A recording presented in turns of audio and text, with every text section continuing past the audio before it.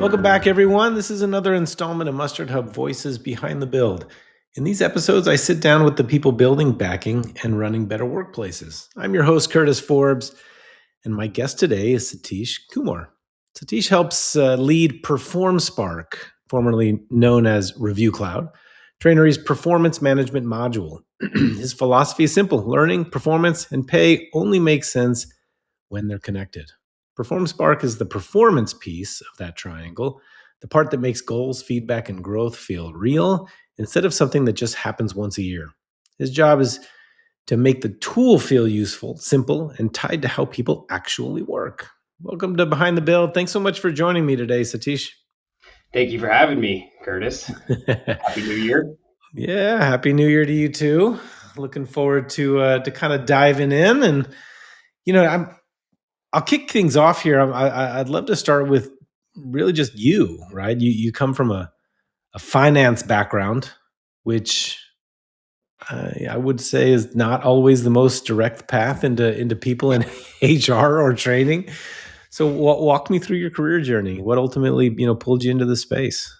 Sure. So I am a Georgia Tech industrial engineering graduate. My career began at Truist Securities in the healthcare investment banking group. I did that for 2 years, and like many investment bankers, they want to move to the investing side, and I did that at Opportunities Fund here in New York City, where I currently live. Similar to a lot of PE or special situation investors, they want to go operate a business.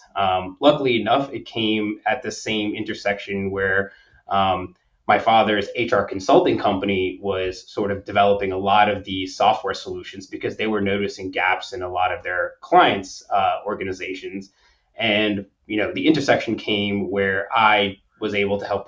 My goal is to help, professionalize the business and, really iron out our go-to-market strategy and, develop the product. And I guess one of the benefits, as you mentioned, it is a very unique sort of career trajectory. Yeah. Is I guess with a lot of things going on in the world right now, I get to zero-based budget and, zero proof how I look at everything. So all the HR processes that, a 30-year professional may know as best practice or a technologist, I don't have any of that. So I can kind of come in and look at it in a first principles basis. And I think sometimes it's pretty important, especially with how the world is moving now. For example, one of the questions I asked the organization was, why is a job description important, right? And that, when you've been doing this for so many years, Yeah, right, it's obvious. you don't even think about that question, right? But then, I asked that question and I could see, for example, my father stumbling for a bit. He was like, "What? How could you have an enterprise without it?" I was like, "No, answer me. Like, why is a job description important and why is a job grade important?" Right. And when you really break down these questions and solve for what this solution does, then you can really understand what problem you're solving and what to do next about it. So that's a little bit of background of where I came from and kind of my view on all of these things. And it kind of connects to my overall strategy is, I look at it and say, you have a top performer, you have a performance management solution, let's call it PerformSpark, and you're like, all right, this guy's a top performer. What's next, right? What's next? A promotion, sure, and a bonus, great. And then it's like, what makes you to the next step?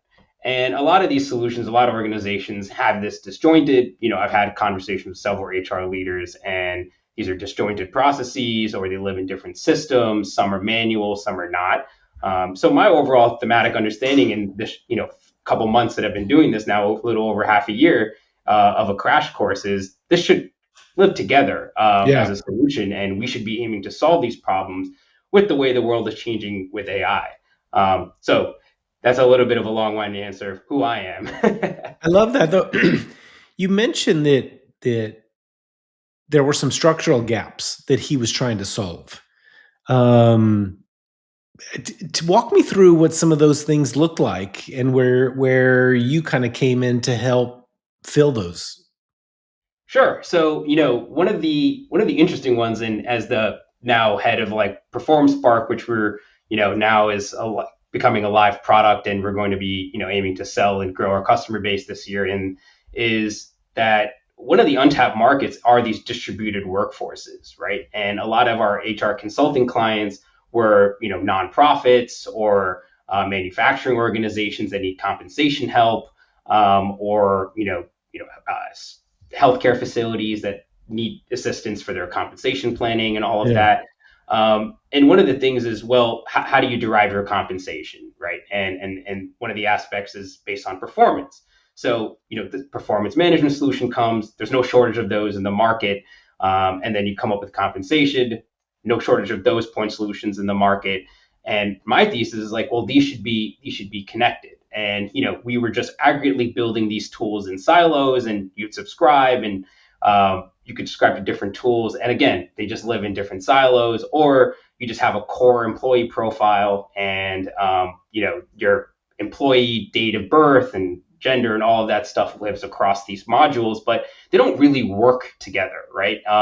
You're not paying for performance in an intuitive way. Learning paths aren't created based on the gaps that are surfaced in performance management. And so he noticed these problems and started building in silos. And my thesis coming in with that fresh look is, let's use AI and all this onslaught of agentic and all of these word jargons that are coming out in the last couple months and going to be in the future, is to really make a talent intelligence platform and a talent enhancement platform, because it's not enough to manage talent. And that's why I'm keen on using words talent enhancement, because you can't just manage talent anymore. You have to enhance it. You have the tools to enhance it, whether it comes to coaching managers or whether it's coming to, surfacing insights about your organization based on surveys.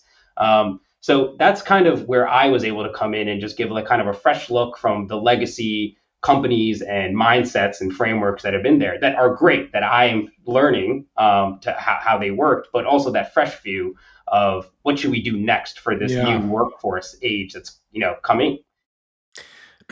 Love that. I'm going to want to come back to some of that when we talk about how it works together, how the compensation and the performance and all these different elements work together. But before we do that, I think so. You're leading one of Trainery One's products, and for anyone who isn't familiar, tell us a little bit about Trainery. Yeah, so Trainery is a HCM solution, and we have three core platforms. One, which is Trainery Learn, and this is not just an LMS, but it has coaching management and a marketplace that we're also rolling out where folks can buy content for their organization. Again, we work with a lot of distributed organizations, so think, industrial manufacturing and those kind of things where they need to buy safety content and training content, forklift safety, all that good stuff. And they can get that content, upload that to an LMS, which we already have. But I think one key component that is kind of lost within corporate organizations is that majority of the learning doesn't actually happen in the LMS. I believe the statistic is 30%. So a Okay. lot of it actually lives in, other form of learning or instructor-led training. So our unique offering that we think we have is this integrated learning solution where you can capture all of your learning, whether it's virtual instructor-led or instructor-led, and obviously online learning content as well, all in one place to have that fully unified. Again, that theme of everything being integrated as one. And then we also have a compensation platform called Comp Builder, where we have the job description management and job architecture work, which is kind of the spine of how an HR organization has to think about, their payment, their job grading, job evaluation, all of that stuff that it is frankly administrative and, on the back end, but very important for how Yeah. HR has to think as their organization grows. And then the part I'm more close to, which is performance management, right? So evaluating your employees as well as, making sure we have all the features in place for continuous feedback and development. And one of the key connections we have is, IDPs or learning paths, right? So when you have, a gap that's surfaced in your performance review that, this manager needs to have better ways to give feedback, then you can get a course from the exchange or the marketplace and then upload that to your LMS, which we'll call Trainery Learn for if you have our LMS, and really have this tight feedback loop of developing your employees and enhancing your employee base. Awesome. I like that. So PerformSpark, right? This is the part that you, I guess, directly manage. Give me the problems that it's specifically designed to solve. I think I understand what it does. How would you describe really what the problem is? Sure. I think the problem, I could go on for an hour about what the problems are. But I think every performance management vendor and yourselves can understand that the age of the once a year cycle is over.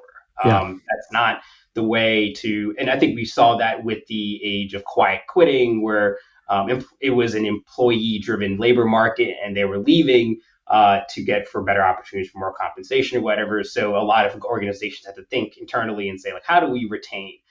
So we saw that huge jump of people acquiring service software to whether it is survey software or any of these kind of other vendors to actually get a handle on how employees are feeling, right? And I think one of the key things that I'm seeing, and you can see it with our pricing model and how we are going to be selling our product, is a lot of things are still sort of gated from other vendors, right? They make you pay more for surveys or check-ins or one-on-ones and OKRs. That's another one. That's another pay add-on module. And then when you put it together in aggregate, it's going to be hard for HR to go to their board or their C-suite and justify $15 per employee per month for something that may not be used in aggregate for all the employees. Yeah, I'd So agree. our goal is here to say, look, we want to give you the best employee experiences, like the best experiences possible. And you have different ways you're going to be using this software across your organization. Again, we're really trying to target distributed workforces, which we think are a pretty untapped market from a lot of the software vendors which makes sense. They get funding and, you want to go after the software companies or, Fortune 500s and all of that. But this untapped market where, your corporate office has a different way of evaluating your corporate executives, your white collar, for lack of a better word, than your blue collar workers. So really connecting that in one platform is our goal here. And additionally, one of the things that we notice is, a lot of the insights, and AI is going to be huge in this, is a lot of the insights are siloed in, review summarization or goal alignment and all these different things. So one of the use cases that I like to bring up that we think is unique in ours is, since we don't gate any of our features, meaning if you sign on with our platform, you get everything. The full kimono is open. We're not going to try to get upsold into buying surveys or other things. You will try to get upsold to buying into purchasing our compensation or learning software. But the goal is you'll start to see how obvious it is to add these modules on versus it being forced on you as, it may just increase your spend with us. And one of the examples I like to give is, there are some managers who are a little bit, they don't think much about the reviews, right? And they just say, everyone's great, let's move on. Everyone's great, 5 out of 5. I think, we've seen this all over. Yeah. And, you have your survey. You do an annual survey in our platform and you see that like the subordinates or employees in this person's group come off disengaged, right? So you're like, okay, well, I have someone who's getting 5 out of 5. This person's getting 5 out of 5 for every one of their subordinates, and the employees find the manager disengaged. That is where our platform's AI will be able to like flag to the HRBP or the business partner that there is a risk here. There is some sort of mismatch that is occurring. So what do we do, right? AI will help suggest solutions, but again, it's up to the organization how they want to, rectify this. But we'll suggest HRBP having a conversation with that manager, saying like, "What's going on? You have 30 employees that are saying they're disengaged, but you're giving everyone 5 out of 5. Something isn't right. Either you're not trying too hard in your performance reviews, or your employees are disengaged." So that's kind of an example of what I'm seeing in the market and what we're aiming to solve. I think that's you point out a really good nuance here, and that is AI doesn't solve the problem. It also doesn't necessarily tell you exactly what is the problem, but what AI is really good at is recognizing patterns. Yes. And, there's no crystal ball, there's no predicting the future. We are still human beings, right? But what it can do is it can recognize patterns better and arguably earlier than our human eyes would be able to do. And so that's a where I think it becomes really powerful, right? And really effective. And then we can go in and we can sort of layer our human element on top of that, right? We're all still people. We all still have feelings, right? We all still are human beings, and we perform in human ways. So, from your vantage, tell me about the organizations that are most drawn to Perform Spark. Who inside the organization is usually raising their hand and saying, "Hey, we need this, we want this." Who comes to you? Who do you work with within an organization? We don't have any names here, but I'm really curious about what your landscape looks like.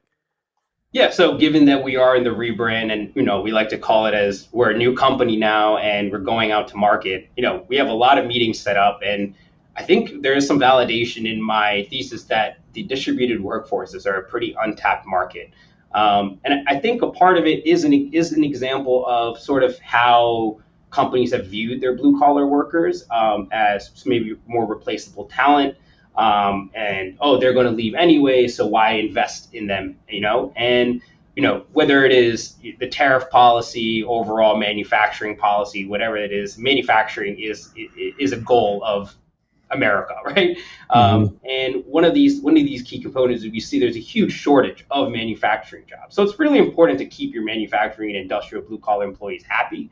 And one of the components is I think a lot of executives feel like, well, they're not going to care. They only care about money. So let's just keep doing wage increases, and then like compensation is like the key factor. But what about their sentiment, right? What if they can Yeah. start, get a pulse survey and they can write about like, hey, even the break room, I would love some other snack in the break room, something as simple as that. Or we need to shift the way we do our shift counting and or how we do this process. Then executives can get feedback immediately from the field and help refine these processes that can go up.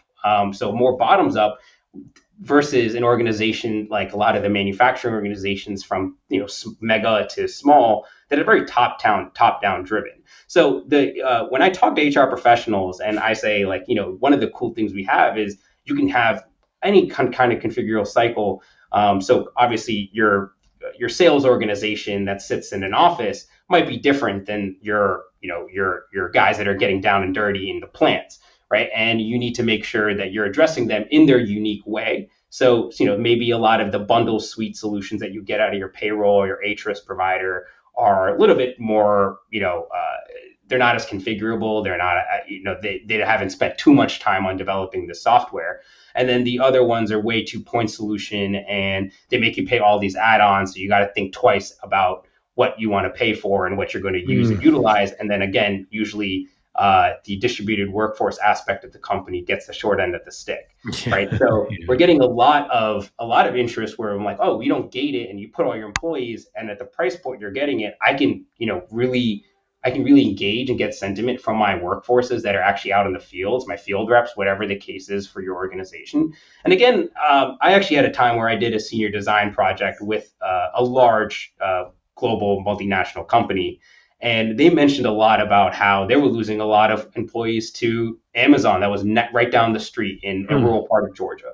And for them, they just thought it was compensation. And they mentioned actually like, oh, we actually just started listening to them more and giving them what they wanted in the office. When it came to stuff like what's in the break room and what shifts work for them, and they instituted a new vendor for how they had shift management, and all these things helped create retention for them. And again, I would like to flag that attrition for these kind of workers can cost up $15,000 per employee, right? So why not spend half that for a software solution that can keep you tapped in and maybe avoid that one person leaving?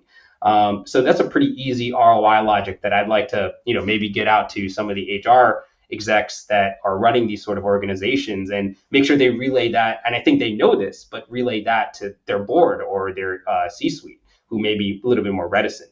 Yeah. I think they do know that. I mean, at least from what I found, I think that the cost of turnover certainly isn't lost on them. I think that understanding the cost of retention is probably a fraction of it, is generally what needs to be sort of reinforced, right? Because there's definitely a value comparison there, when it comes to what you might be willing to spend to keep them rather than having to deal with um, the churn. So when organizations come to you, what are some of the most common people or performance related challenges they're having? Like what's not working for them today? I think this one's a classic, and is the drum has been beaten a lot on this one. Is managers. Your performance review really just does hinge on the managers, right? And how well and how attentive they are to getting the performance reviews done. And I think there's a lot of data that shows that once you do employ a software and kind of grow out of Google reviews, whether it is out of the size of the organization or the complexity of the review you want to run, and you get any one of the vendors, and PerformSpark being one of them, you start to see more adherence, right? And this is not a one-stop shop. It takes years to start to see the impact. And there's a lot of data from G2 and Gartner and a lot of the consulting firms, as well as the vendors on this that are older and larger than PerformSpark right now, that comes out that usually by year 3, you'll start to see this impact, right? That when you do decrease attrition, you can start to see the cost savings that occur on the employee level, right? So when it comes to the major problems, is the software solutions do good on notifying the manager, right? Notifying the manager it's time to get it done. But I think the next step is manager enablement and coaching, right? How can I be a better manager? Yeah. And I think there's a lot of niche solutions if you go out to these conferences now that are coming out saying like, we're going to start we're a manager coaching platform. And that's the key point, right? Is how can I get better feedback? And then how can I make my employees better? The same way a lot of teachers get judged on the success of their students. Yeah, of course. Start judging our employee managers on the success of their employees. Are they hitting their goals? And then if not, what do I need to empower my manager with? Right. You mentioned it a couple of years. So I guess a question that I would have is if somebody signs up and wants to start using it, is there a minimum amount of time that you would require for them to at least stay signed up so they get the value, right? That they should from it? 3 years? I would love a 3-year contract. We are annual contract. I would love to give a 3-year contract, and we'll give a nice little discount in the aggregate for that. But this is more of just like, this is what everyone knows is a compounding effect, right? Some things in business or whatever it is take longer to come out. And I think this is where HR sometimes struggles to relay that to the execs, not on their own, but it's sort of exec buy-in or board buy-in on getting these sort of solutions that may seem costly. And again, we know how execs sometimes think of the HR function, but part of the longer term trend is that we're seeing here is HR is now not going to be an administrative function anymore. It's going to become a strategic function. So you need to actually empower these HR professionals who have all these decades, at an organization, probably cumulatively hundreds of years of experience on like what makes a better employee for this organization. What tools does HR need to make sure that we are retaining talent, not just retaining and managing talent, but now enhancing it, right? We're in the new age of AI. Employees are scared. Execs are scared of what AI is going to do to their job, their company, all that good stuff. So that, that's a key thing I'm focused on. You sound like somebody who may speak to their customers, or at least like really kind of try to get a good handle on, what they're doing well, what they're not doing well, what they want to see, what they don't want to see, which I think is awesome. And I'm kind of curious, do you find that organizations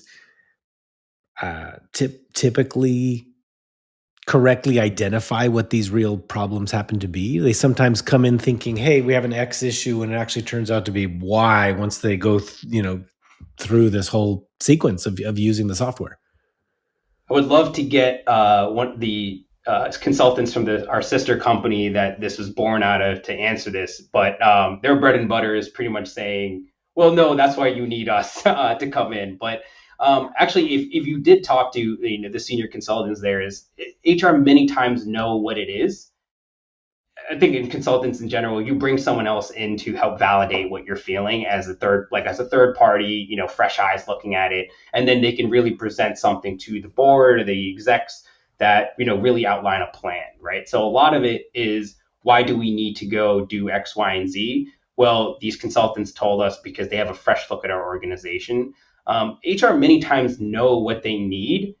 They just need budget and the time from the Right. executive buy-in, right? Especially you start to, and very interestingly enough, I think when we talk about like this graph, right? This graph shows like if you're a small company, let's say under 50 employees, you typically don't have as many HR problems, and then when you start to scale from 100 to 500 to 1,000, the problems skyrocket. And then once you hit enterprise level, you start to get economies of scale again. So it's like that variation, like, that amplitude, or where they have the two sides and where the middle is. The middle market is where there's that struggle, right? Because hard to justify getting these expensive point solutions. And the HRIS companies and the payroll companies are not just, they're not getting the full job done for your organization. So you can't justify spending all this kinds of money to solve every one of your problems with point solutions. And then small companies can still get it done through Google reviews, and their culture is stronger because there's 30 of them at the startup and they're all 996 together and eating pizza and getting drinks together after. But then once you become 100 and you can't do it on Google reviews and Google Sheets anymore, and you kind of see what I'm saying there. And then for the enterprises, they are behemoths, right? So they are able to really have a lot of hierarchical processes and systems in place, and they're far more cost insensitive for HR software selection and procurement. They're really looking for what solves their problem. And you can just see what their procurement cycles and how they go about asking their questions. Cost isn't the thing for them. Execs have given them a mandate saying like, okay, we got to fix this problem. And they have a lot of trust in their CHRO or their CPO to get it done. So when the CPO comes with a recommendation after meeting with vendors upon vendors and demo after demo after demo, they're like, okay, this is what we need. So you do see this sort of graph where what we're really targeting is that middle market company. And that's where it's pretty interesting because below 100, they're great. And then after like 1,000, they're great. But it's like that 1 to 1,000, which that's a lot of America. Right? Majority of America does work for those 1 to 1,000. They seem pretty untapped. With your finance background, right? You've seen, I'm sure, how a lot of people decisions tie directly to these business outcomes. And so I'm curious how you help leaders kind of connect the performance, development, and training back to business impact. How do you guys do that? Sure.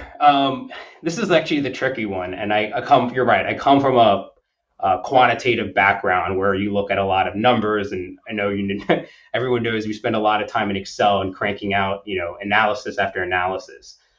So the ROI is harder. And I think this is why HR sometimes, is reticent to buy software, because they think about, how do I go justify this to the back end, to the execs, or when cost cuts happen, they usually always happen in our department. So what's even the point? And we've heard this, and I'm sure we've all heard this, that HR feels like they always get the short end of the stick when cost cuts happen. That being said, in terms of ROI, you really just have to prove it. And a lot of data is now coming out with the older, larger vendors that are putting together some data and state of the industry reports, that when you start instituting these solutions, and even if attrition ticks down a couple hundred bips from 16% down to 12%, and I'm not going to say the software is not going to solve that for you. Software is a nice system of record. But giving you the ability to act on the information, that's where you can show ROI. It's like, hey, we've been able to decrease attrition because now we have a system of record. It doesn't just live in all these different managers' notepads or Word documents or their Slack and their Jiras and their Asanas. And now it lives in PerformSpark, for example. And now when I'm doing my year-end review, which is only a continuation of the 3 other quarterly review check-ins that I've had and all the things that I've had, and I can link it to a goal, then you really get a consummate view of what's happening.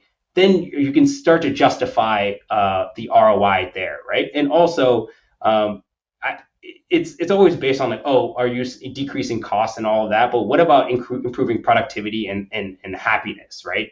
Happiness amongst your employee base means that they stay for longer. And we know when employees have longer tenure, they add more value, they're more productive. They are your champions. When they go out to the bar and meet with their friends, they're talk well about your company.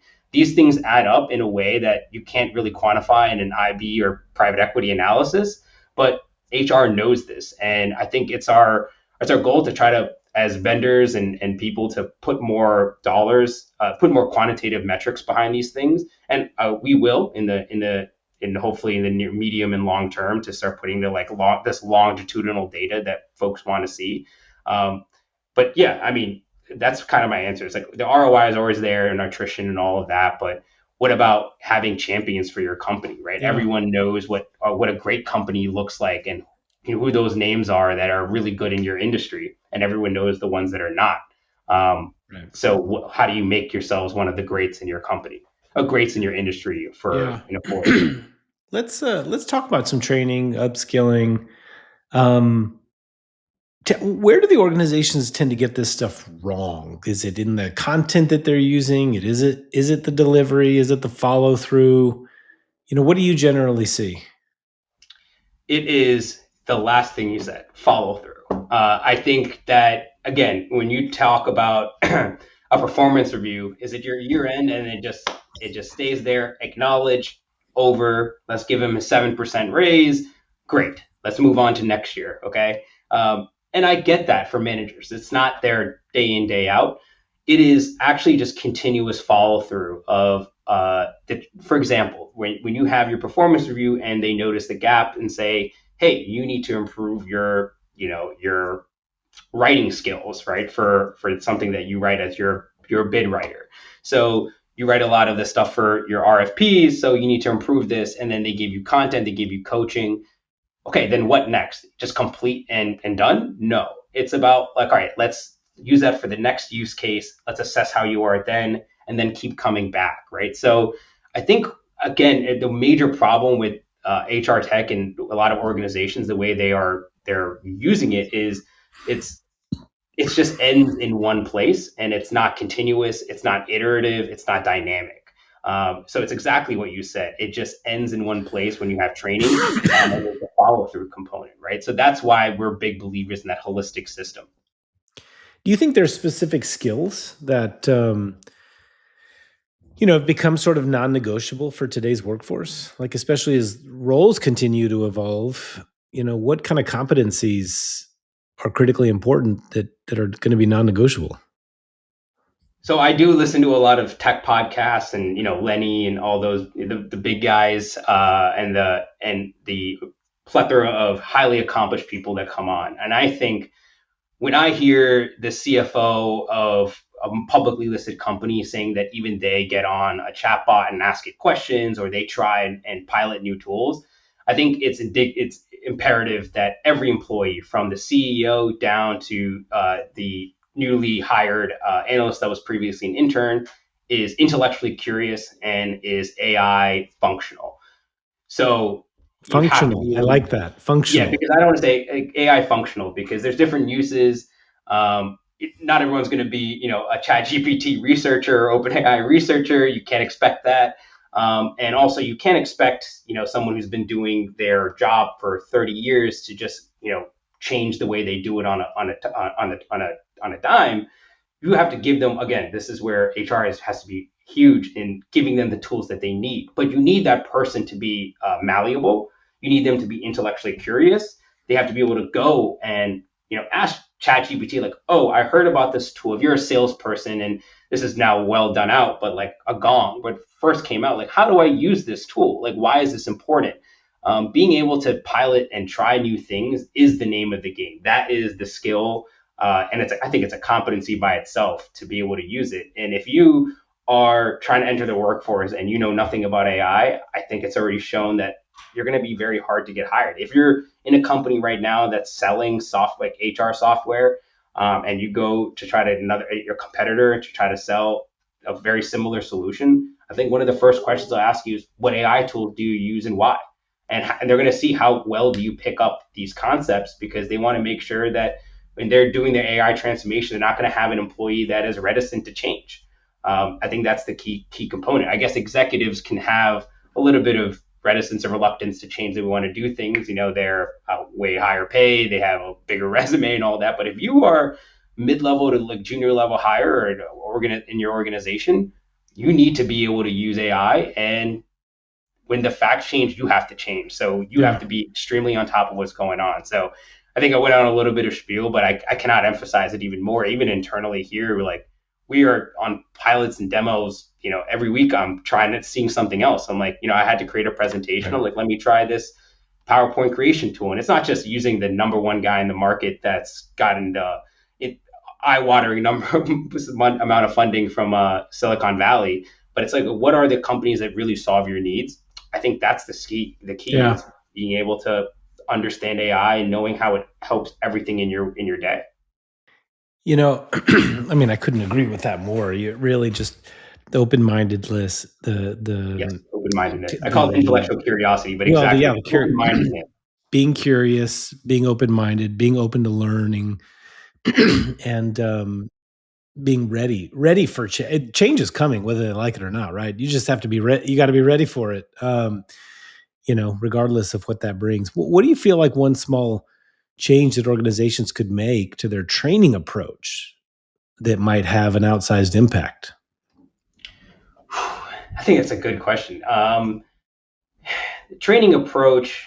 I mean, I think it's one of those things that is so disjointed already that it hasn't been perfected, and then AI is coming to change the way it was done. It's already disjointed and not done optimally, and then AI is just also added in. So one of the things that we're seeing in a lot of vendors, I would say, is a lot more micro learning, right? Don't make everything so gargantuan as a topic and objective, right? Learn AI, like that's not going to help anybody, right? So really, really using, small goals and small wins and giving your employees recognition when they have these wins is the key for that, right? So when it comes to training, break things down, keep it simple, stupid, right? Like don't when you have this massive, these large companies are all doing this entire change management and AI transformations and all of that.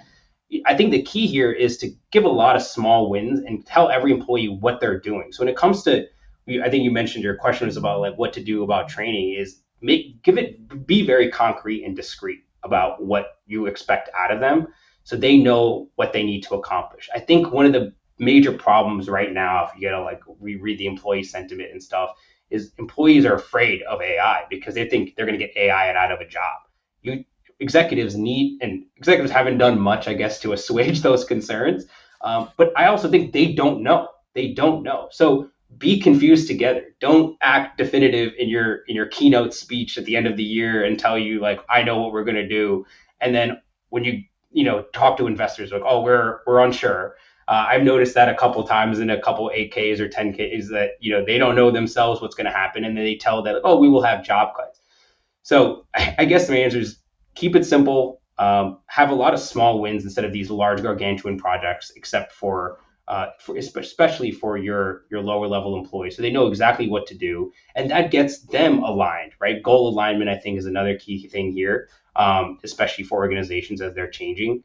And that means that when you know what your small goal is, you're getting the right training to solve that goal. And then you continually move forward as the year goes on. And again, this is all likely to change too. I think what we had our understanding of AI now is going to be far different than our understanding of Yeah. AI in 9 months. We don't know what these guys are going to be up to, and when it comes to the vendors and the LLMs, we don't have no idea.